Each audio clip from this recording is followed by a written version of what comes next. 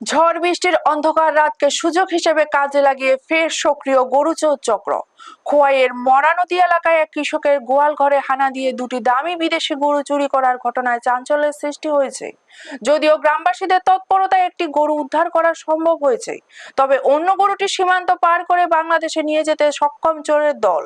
জানা যায়, গভীর রাতে ঝড়ো হাওয়া ও প্রবল বৃষ্টির মধ্যে মরানদী এলাকার বাসিন্দা গৌতম দাসের গোয়াল ঘরে হানা দিয়ে একদল চোর। তারা গোয়াল ঘরে থাকা দুটি বিদেশি জাতের গরু নিয়ে পালানোর চেষ্টা করে। কিছুক্ষণ পর গৃহকর্তা বিষয়টি টের পেয়ে চিৎকার শুরু করলে আশেপাশের লোকজন ছুটে আসে এবং এলাকা জুড়ে খোঁজাখুঁজি শুরু হয়। গ্রামবাসীদের তৎপরতা দেখে চোরের দল একটি গরু সীমান্ত সংলগ্ন নদীর পাড়ে ফেলে রেখে পালিয়ে যায়।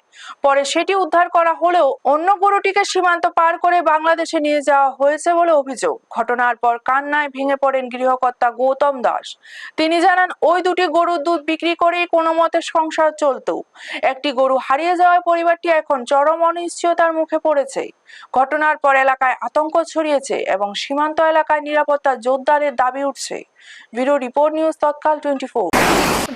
আমি বউ আসলাম, 3:30 গরু নিচ্ছে, 4:30টার সময় গরু বসাইয়া দেখতে আর একটা গরু নিয়ে গেছে, একটা দৌড়াদৌড়ি করতে আসছে। কারবার তো করেই বলে, কারবার ইরেই না। এই গরুটা কই পাইছেন? এই গরুটা চড়ো হয়েছে। এটা কোন জায়গায়? এটা মরানদী ঘাট। আরেকটা কি গরু নিছে? আর একটা সাদা গরু, কালারটা খুলি সাদা গাব গরু, 9 মাসের গরু, গাব গরু।